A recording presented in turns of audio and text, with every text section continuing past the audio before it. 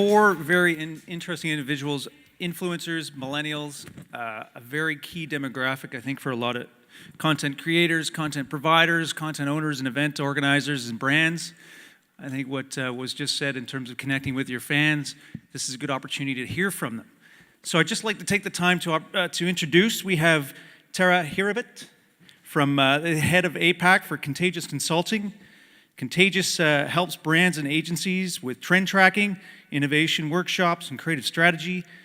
Tara has spent the last 10 years in advertising, market research, trends, foresight, and innovation, working with the likes of Ogilvy, TBWA, and Chinese youth consultancy, China Youthology.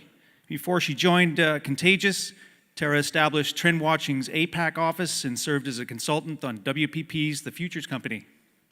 So, Tara, one thing you could share with the audience that people may not know about you. I'm a real geek, but I also collect children's books. We do this in our office. I work with a whole pile of 24 to 28-year-old millennials, and it is all about a conversation and sharing. This is what happens now. I'd like to turn it to Singapore-based sports journalist CherylTay. Thank you, Cheryl, for joining. Cheryl is known as one of the first female motoring journalists in Singapore. 7 years experience in this space. She's contributed to a variety of prominent publications, including the Straits Times and Yahoo. She works with F1 promoter Singapore GP to give talks to secondary schools. And she not only shoots and writes about motorsports, she drives and has actually participated in international test drives, right? Now, one thing we need to know about you. I nearly got my flying license before my driving license because I was in a youth flying club then, so I flew a tiny plane solo and then, Okay, so flying is your first passion? It or was. Driving? It was. It was. Endurance athlete and blogger Azlan Ithnin is to our, yes, there we are. Aslan's passions, he actually operates a blog called Azlan Runs, where he frequently posts on his passion points of trail ultra running. What is trail ultra running? Basically, not running on the road. Okay. Sports technology, photography, and web tech, while working with other sports bloggers and companies to promote the local sporting community. One thing that people need to know about you, Azlan. Okay, this answer is going to be different from what we discussed. I'm afraid of heights. Okay. That's all. So you don't fly a lot? I do. Okay. I just can't look down from a building and not be scared. Okay, all right, take note. Social media influencer and blogger Isaac Liu. Thank you very much for joining us. Isaac is a triathlete, adventure racer, runner, tech geek, and motivator.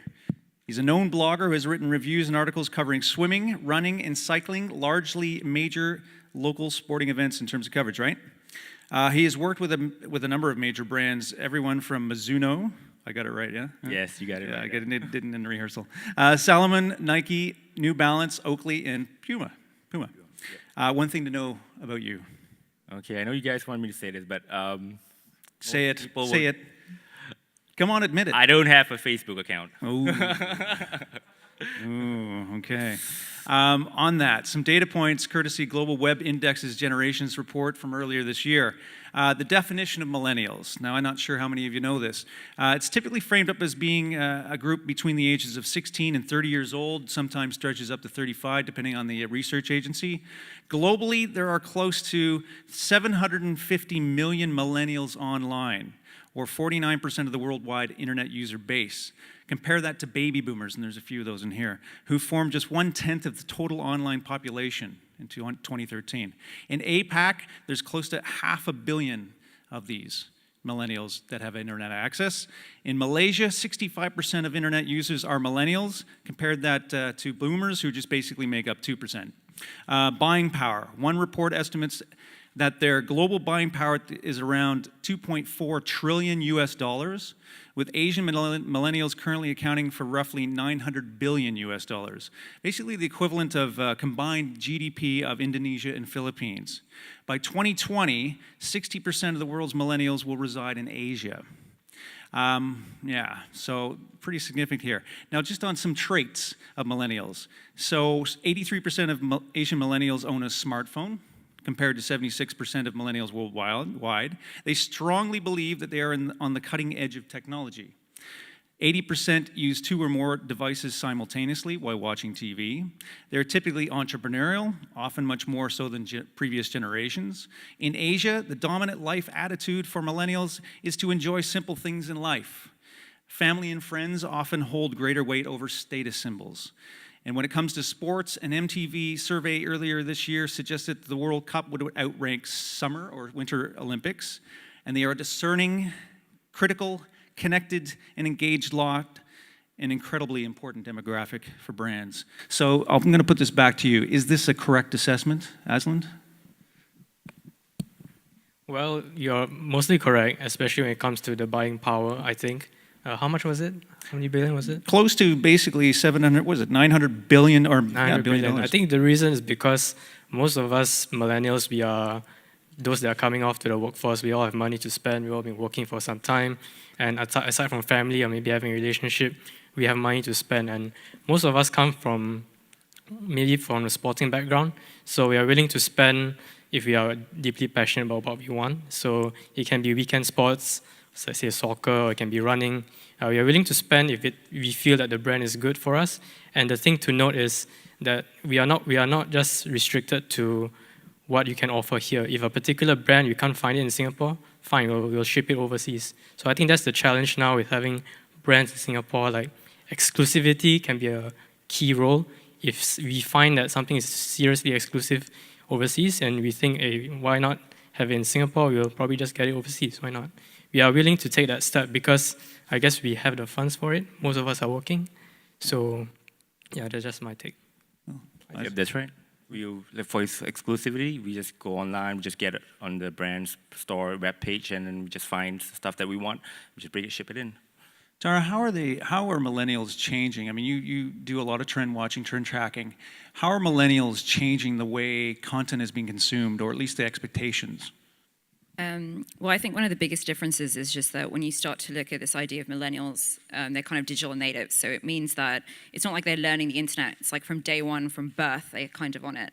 So I think, neurologists are actually noticing that the way the neurology of youth are changing is completely different. So, for example, they're more impatient because everything's delivered on a mobile phone instantaneously. So that means attention span is shorter. So by default, when you're looking at sports content or anything like that, you're looking at people who are going to be across devices, first of all. Their attention's going to be divided across that. And it means that they want to squeeze in sort of whatever they're doing into any spare minute. So you're looking at smaller snack-sized content and lots of it.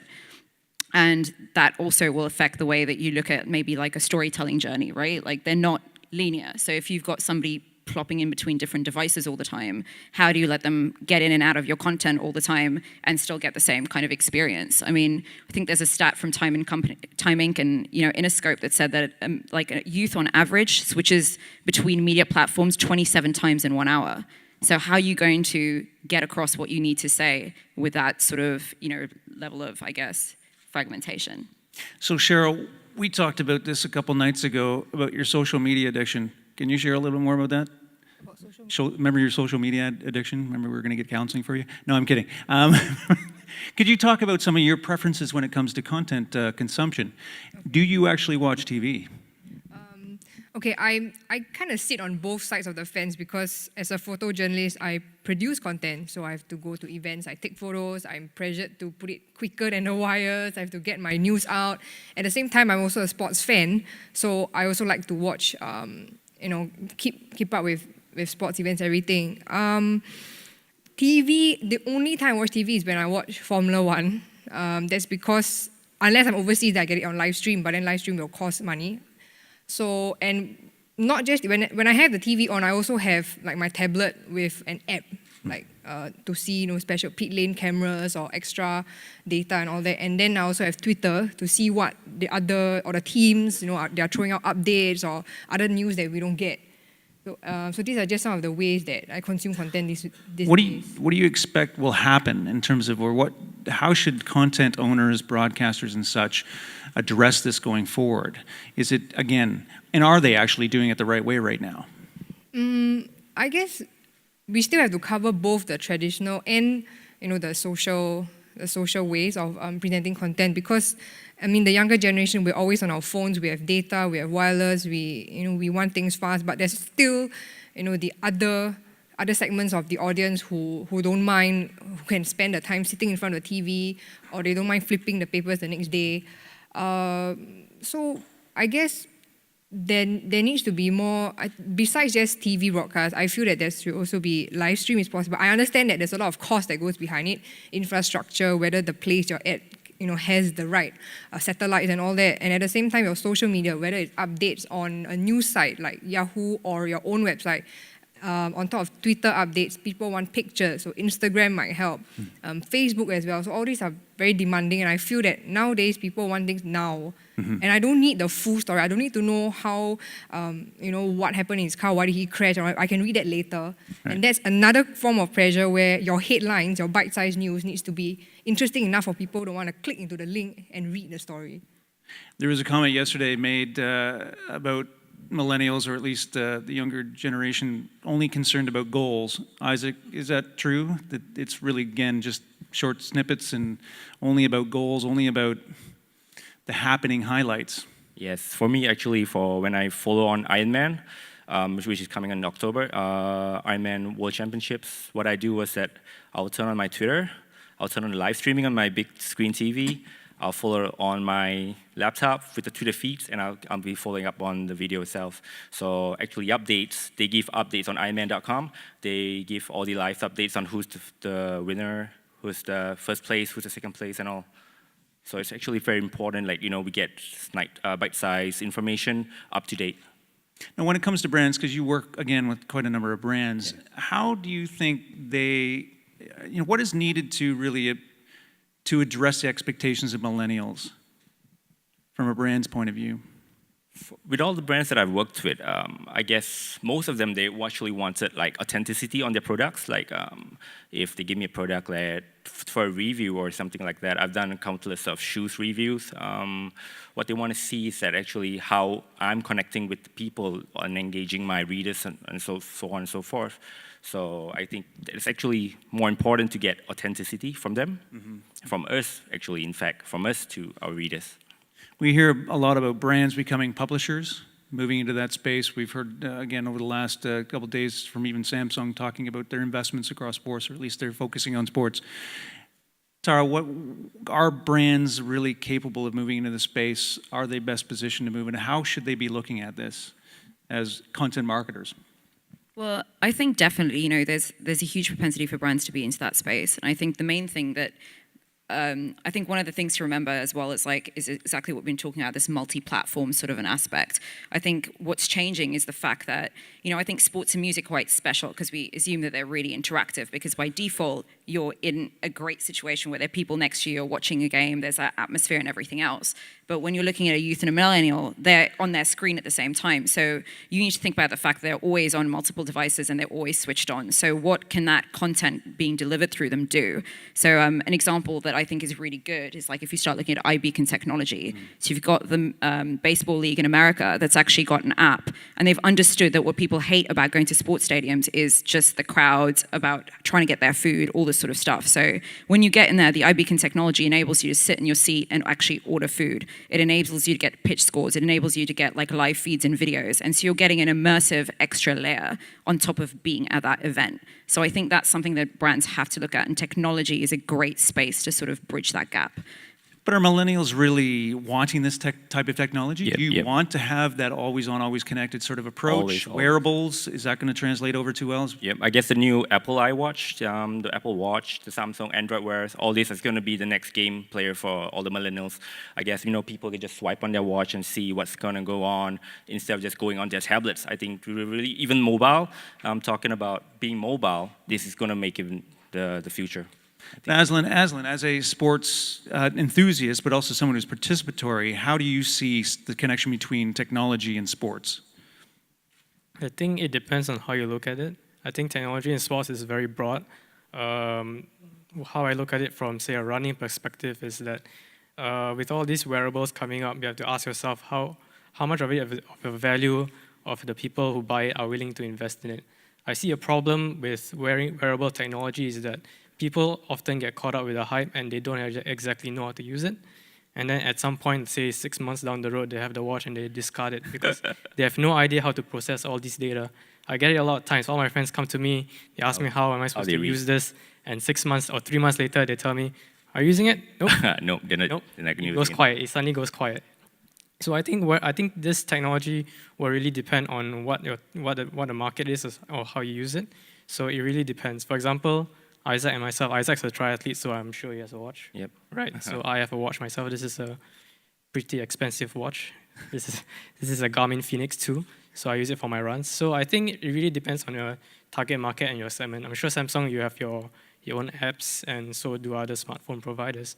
So the technology is rapidly changing, but the only problem I see is that people who are not really technically inclined may buy into the hype, but they eventually will die off, and So I think- another group will come on. So I think that's the thing where Samsung or whoever they are targeting, like the millennial groups, they actually should create more user-friendly apps or user-friendly wearables, I don't know, for them to use instead. Yeah. And just we buy one and then we put it aside, and like 3 months later on, confused on how to use it.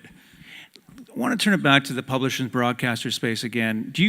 How do you actually access your information relating to sports? Isaac? For me, I'm always on Twitter. You can get me on Twitter, Isaac976. Actually, that's how I also put on to my followers, where I update them on all the running events coming up on my blogs as well. It's just it's like a short link to my Twitter. But are you doing any TV? Are you watching it on TV? On TV? Actually, I seldom I'm on TV, actually. Nobody watches TV anymore. Ooh. Okay, to be Broadcasters in honest, space here. as a millennial, The to be Fox honest, crew's still here. okay, to be honest, as a millennial, I've not watched TV since 2010.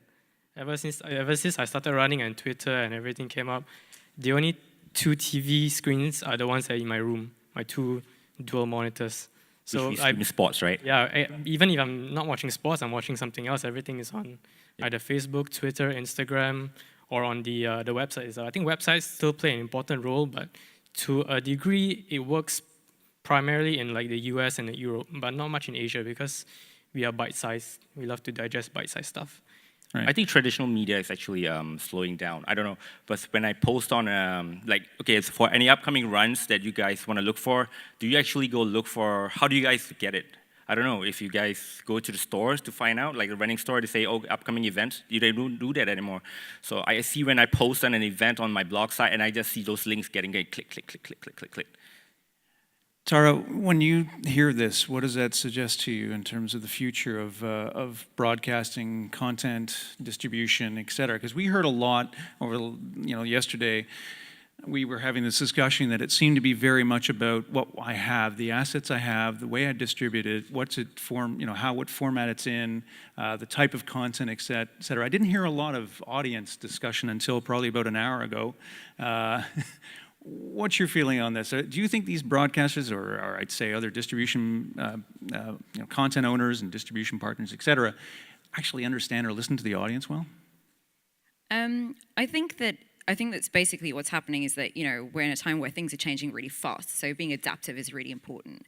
So I don't think these things are irrelevant. I just think that the models have to become a lot less sort of hierarchical, and they have to be a little bit like kind of, if you think of war rooms and, command centers and things like that. And I think marketing has to change to catch up with that. So if you look at the World Cup, for example, you had Tencent kind of going in there, and they actually put out an article, and I think Campaign really covered it well. And it talked about the fact that they actually set up a real-time marketing team. And what these guys did is they had a 180-second turnover to find out whatever was happening in the World Cup and produce some kind of content out of it.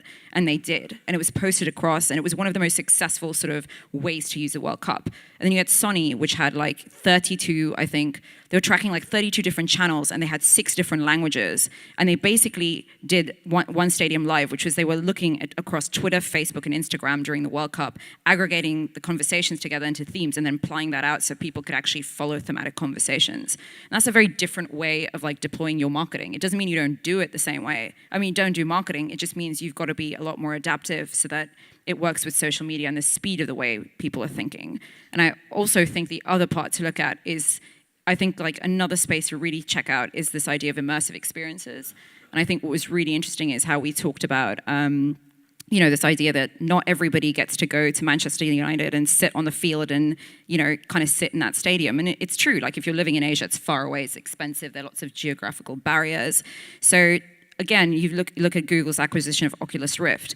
You've got O2 and I think O2 and I think it was Arsenal or something like in England, that they basically tied up and they did national training programs. So if I put on my Oculus Rift, I feel like I'm training with the national team.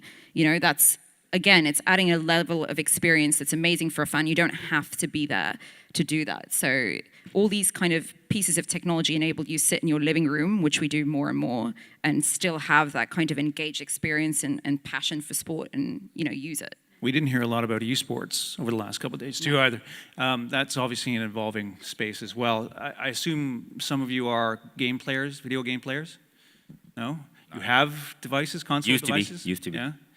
But I do want to go back to being an influencer and what that means. So Cheryl, maybe you could share some of your experiences. What does it mean to be an influencer? And how do you actually become an influencer? I guess nowadays people are moving away from the whole traditional celebrity endorsement type of things. I mean, it's still around, but I think what's gaining traction is actually using, they call them community bloggers or online influencers. I think the keywords for them are accessibility, accessible, authentic, trust, and community reach. So, I mean, these are people that can be, the guy in the cubicle next to you, he's just a regular office guy, but he has a huge passion for, say, mixed martial arts, and he watches everything online, he goes home and he writes everything up, and things like that. And he starts to get a following because people know he's not biased, he's not being paid to write what he's supposed to write, and he gives honest opinions.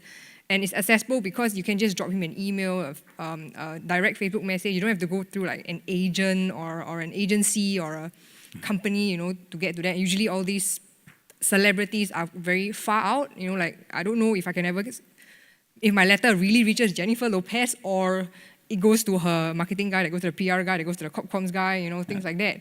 And there's also the trust, like many people buy things based on blog recommendations, like so-and-so said this is good for a kid, so I'm going to buy it, blah, blah, blah. And then back to community, because of, that reach you have, you get him to write something and then it reaches out to, say, 20,000 people, and because it's online, they share, and it goes, and it goes, and it goes. So that's how do you interact with your community? Or who is your community, actually? Let's start there. Well, I started in the car and motorsports industry first, so doing motoring journalism and all that. So they are mostly the 50-50 male-female car fans, love extreme sports. And then after I took up a deeper role in photography, I started getting more people who appreciate good photos and things like that. So the key about keeping them engaged is you have to come up with content that is different. Like, okay, maybe if I talk about this race, half the world has already talked about Hamilton crashing, for example. But how can you do? Maybe you can get them to respond, get them to interact. Like, what do you think? Was it controversial? Do you think Nico Rosberg intentionally stopped by the side, or was it? And then maybe do some kind of giveaway or a poll and give them a voice. Like okay, I can say something about it. Whereas the rest of the news is just nah. This is what happened. That's it. Right. Yeah. Azlan, when you look at your following again, your audience, how do you interact with them? We talked about you've been approached by a few people on the street here, and they're going, how do you react to that? Okay, that's interesting because one is you feel good. Some random person says, "Hey, I know you. I thought you read my blog." "Oh, yeah, I did." "Okay, that's interesting." But I think because the community or the sport I represent is still very niche, it's still a growing sport.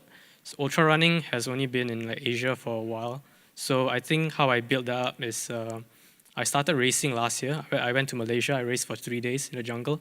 So through that, I met a lot of wonderful people. They became my good friends, my family. So I think after that, I started building this blog. The blog became like a central pivot. If you want to find out anything about trail running in Singapore, you can kind of have a look.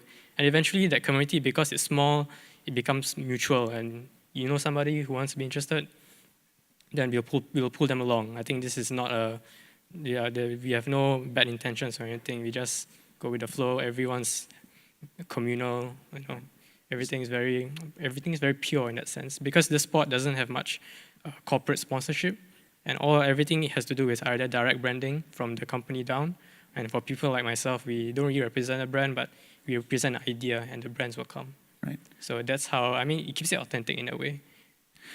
Why do you think millennials actually resonate more with or can react, or I say relate more to, say, this new generation of content creators, bloggers, influencers? There was a study, I think there was a report about a month ago or so, of the top celebrities today, 5 of those out of the top 10 were actually YouTube content creators, like the likes of Ryan Higa, PewDiePie, and such. Why do you think these individuals are getting such attention? And, you know, that of the millennials generation, why are they so important now? Go for it, Isaac. I guess it's all about intensity. So you see, they're coming out as themselves and not being like behind a PR people agency or a manager or something like that. So like when Ryan Higa posts a YouTube post, like it'll be himself. He's just talking to his audiences and all. So I think that's what actually the millennial wants. So it's all about intensity, and everything that people want to see is more on, you know, like new, fresh ideas rather than just coming up from the media agencies. Mm-hmm, mm-hmm. Now, again, the brands fit into this, right? Because they're obviously trying to figure this out of how to connect with, or at least have a part in that conversation. What do you recommend? Like, where do you bring a brand into that conversation? To connect with your influentials? Like, you work with brands, you get sponsored to as well. Where do they fit? I think, you know, everyone's talking about online marketing and social media. It's apparently lower cost than traditional media and all that. But then I think that's, I mean, everyone nowadays, instead of giving their website URL, they give their Facebook page. You know, so that's and then they use like Facebook ads and stuff like that to get the stuff out. So social media, I feel it's a must. It's already a necessity now. It's no longer like, okay, I have Facebook, so come follow my stuff if you can. But now it's the way that people are using it to reach out. But I still feel they need to have some form of interaction, because, you know, everything goes just online. There's still that, you know, there's no personal touch to it. Mm-hmm. So a combination of both social media reach as well as having some kind of interaction with the fans, getting them to experience the brand for themselves, rather than just having half the world talking about it. You know, end of the day, I still want to know if this works for me, if this suits me, and that I feel is a challenge, because everything is just online nowadays, and that's what I feel. Do you think brands are doing enough to really understand the millennial generation? Tara, what do you think? I think the brands are doing a lot. I think people are doing a lot of market research and, you know, trying to really understand the demographics and everything else. I think that what's a bit harder is the fact that if people are really kind of using everything in their sort of at their disposal to kind of, you know, interact with them. I think one of the biggest things is, everything's changing very quickly. So, you know, we're already starting to talk about GoPro and user-generated content and how that's really changed the way sports is being sort of absorbed. But, you know, we're already getting to places where you've got like haptic T-shirts, and you've got like, I know there was a thing, I think it was like a year ago, like it's called Butt Kicker or something. So basically, you know, like I can stick the technology on an F1 car, I can stick it on a hockey player, and when he smashes into a screen, and I have that thing under my seat, I can feel the smash on me, you know? So we're looking, like technology is moving much, much faster than I think brands are actually able to absorb them and put them into their sort of marketing machine. And so I think that's what has to sort of change. And that's what I mean by kind of this command center or like adaptive war rooms or whatever else it is. I think it's just the fact that we have to be a lot looser with the way that we incorporate these kind of things and experiment and prototype with this stuff a lot more. Sure, but also you're talking command centers and war rooms and such. Adidas has done them. Philips just built one and launched it last week to study their consumers and then, you know, be able to somehow use content as a means of connecting with audiences and particular stakeholders. But isn't that a security issue too as well? Doesn't that raise the issue of concerns around security? How important is privacy to the millennials generation here? You got 3, 4 viewpoints here. Maybe start with Isaac. What's your viewpoints on privacy? That's why I don't have a Facebook account. No, but seriously. Okay, maybe I can contribute a bit. Okay, as for myself, I had this thought to create a Facebook. You know, Facebook has two two types. One is the profile, and one is your, say, an athlete page, right? There's two types. So I think for us as influencers, sometimes we have to lead a bit of a dual life. We want the public to kind of see what we are doing, like say promote a brand, promote a sport, or promote whatever content we're producing. But that's the thing, this is on our own profiles. So sometimes you have to ask ourselves, what are we posting out there? So for me, I don't really post a lot of my personal stuff anymore. But even if I do, it'll be on like the friends column, and that's a challenge. But I myself personally, as a Facebook user, I don't really post any personal stuff anymore. Huh. Somehow rather, my name becomes my brand as the influencer. You know, right. It's no longer like a brand. So I guess that's how, in relation back to your first point, it's more of an authenticity that you yourself, you are the person, you represent, say, your sport, whatever brand that you carry, and then people can relate to you because you are the real deal. You're not somebody who, you know, is just out there to promote. Yeah. But that privacy issue, if you're obviously online presenting yourself as an authentic individual and such, I'm sure you would put up a few highlights of who you are or information that are a bit more personal, correct? I mean, Cheryl, how do you present, what kind of persona are you creating online for yourself or hoping to create? I guess it really depends on what market you want to reach and how you want to present yourself. Like, for example, there are some bloggers who they type in Singlish, they have, they're just free their language and all. But then, like for me, because I'm a journalist and also I give talks to school kids and all that, I have to be very careful with the kind of pictures I put. Like, if I take pictures of, say, race queens, I got to be careful about not putting too much out there. If the kid takes it and shows his mom, I'll get in trouble. And the language I use, I've had moms telling me like, hey, I want my son to improve his English, so I got him to take a look at your blog and things like that. But the more you put out there, it also means, the less privacy you have. Even though you might not be talking about your own personal life, like you may not talk about what I ate or where I went, but it's just about telling people, there are people who meet you and they go like, oh, weren't you at that event that day? They know like everywhere like where you are. So it's something that it's a trade-off. If you want that influence, you want that profile, then you just have to be prepared that you can't exactly keep everything private. Of course, the personal details, some people choose to talk about all their relationships and whatever problems they have. It's really up to you. You still have that control over what you want to put out.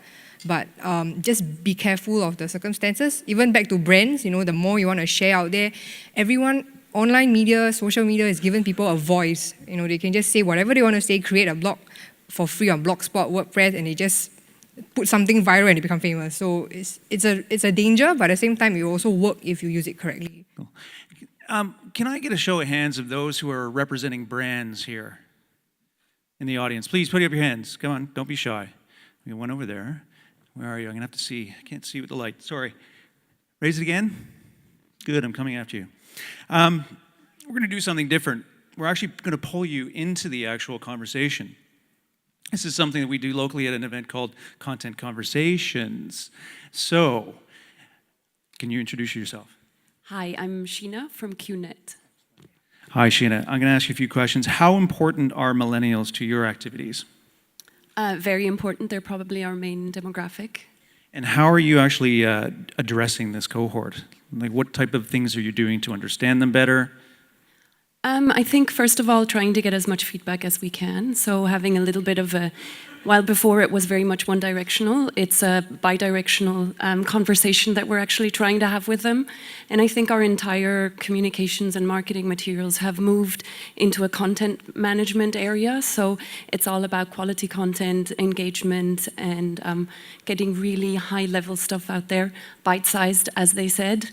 You see it in some of the new instruments, apps that are out there, like Vine, or it's a 7-second video. And that's exactly as long as that attention span lasts. So you got to be on top of your game. Any other advice you would offer to maybe publishers, broadcasters, brands, etc., stakeholders? I think the most important thing is to stay on top of what's happening out there, be innovative and be disruptive. Don't always just follow, but sometimes also do something new yourself and give it a shot, risk, and see what happens. Do you have any questions for the group up there? Anything that comes to mind? Don't worry if you don't. Okay, come back. Who else had their hand up? Don't be shy. Come on. please put your hand up. Now, who's from a broadcaster here? Where's the Fox crew? Or I'm just going to jump on you. What are your thoughts around the whole millennials group? You are a millennial, right? No. What? Oh, sorry. Hey, I'm. Maybe that's a compliment. Maybe you could introduce yourself and give a little bit of sort of a spin on this and your take.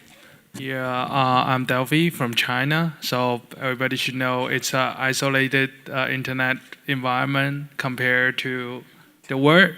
So I personally running a social media account in China. I'm facing lots of problem because I majorly introduce what's happening in the sports market in the world to Chinese.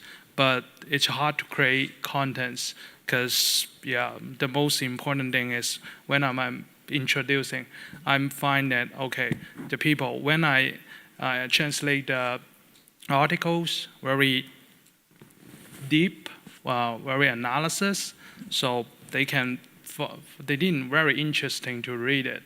So people are trying to get information from social media from China. I'm not sure about the word, but from China, they're just trying to get some information, very basic things. So I want to ask people there, like any solutions, like can interact them, like trying to get interesting with some like knowledge things, like analysis, because this can really help the sports marketing people in China to know more how to do it. Right. So what you're suggesting, if there's more analysis or more data points or information? But how to make them interesting to read it. Right. So present it. So that's a good point. How do you actually engage, or how should organizations, in terms of the presentation of the content, what format, what structure, what works for the millennial generation? Visual over, say, straight sort of text? What do you typically are interested as individuals? I think videos now are pretty hot, like what she mentioned, Vimeo. Vine. That was Vine, right? Yeah. Vines was pretty short. I think this should capture the attention span of all the kids these days. YouTube is one of the strongest content creators now for even like Red Bull. Red Bull has their own channel where they actually features all their extreme athletes. This should actually cater to all the people that I know that's actually online, like us. David, how's Perform doing all this? What, Perform is obviously. I'll let you explain. Come on. Okay. Don't be shy, guys. Well, we produce different form of content, whether it's video, news, data. Obviously, we're trying to understand from our client perspective how to package the content so it fits the expectation of the audience, and particularly the millennials. We have strong ambitions in trying to turn data, particularly, into right format, like live infographics, widgets, live facts that are, as it's been said before, nuggets, bite of content that are easily digestible, that are original, and that change the way the fans consume the sports, whether pre-match, post-match, or live. And I, particularly coming from the Opta data side of things, believe that there's a very interesting perspective in Asia to do around this. And as the panelists said, they are all wearing device, they have a phone, so they're pretty much used, I think, from an outside point of view, to be tracked and measured. They know everything about themselves, and to a certain extent, we believe that they might expect the same from the sports they consume.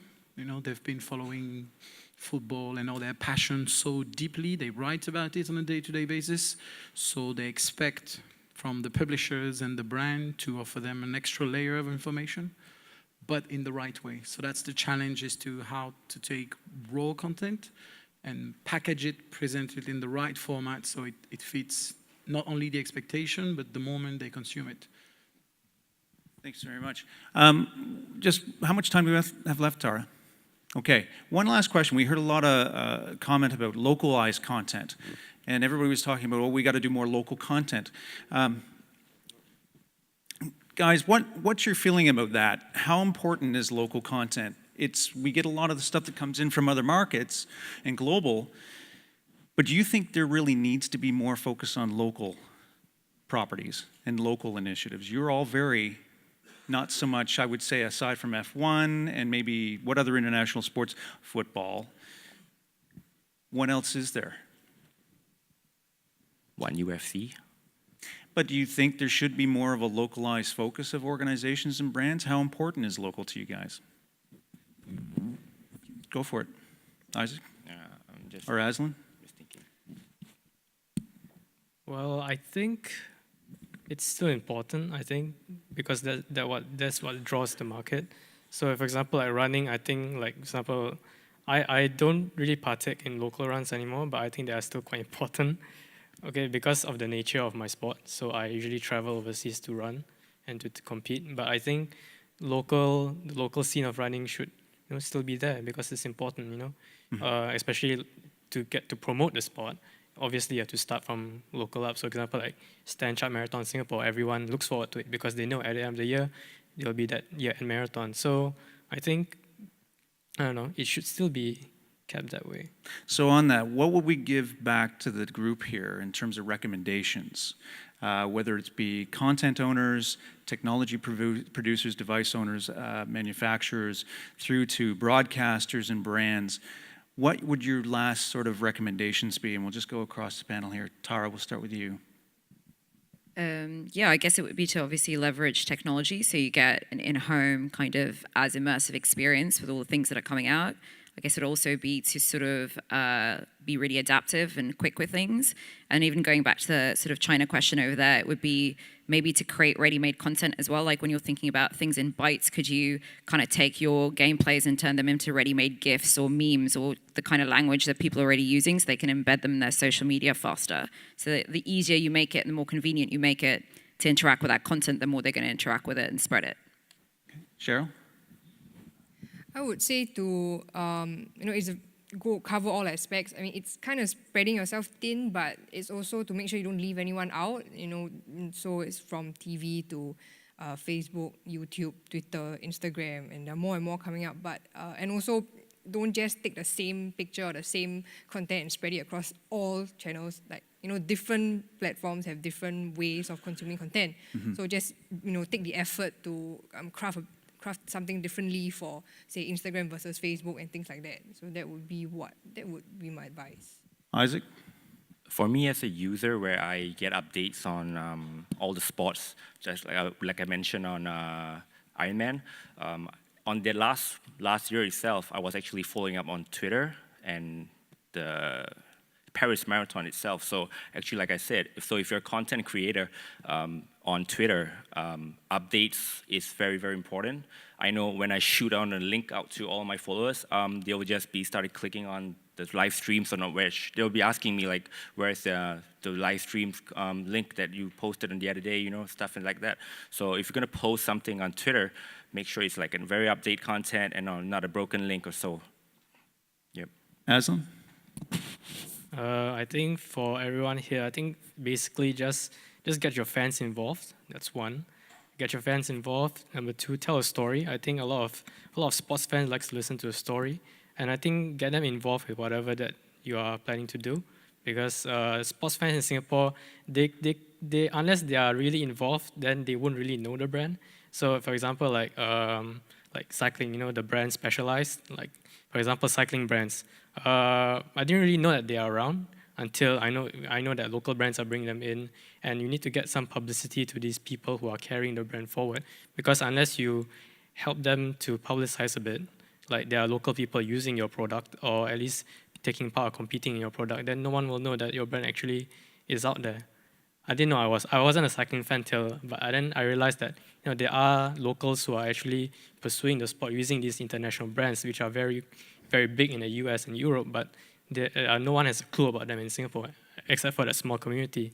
So it's good that get these people to bring out the brand and carry it across, because these are people who have more friendships built between them. Yep. So, for example, a cyclist can cross over with an Ironman, can cross over with a person from, say, F1, and so on and so forth. So yeah, that's the key. The connections made between these people on the ground are the one that matters the most. Yep.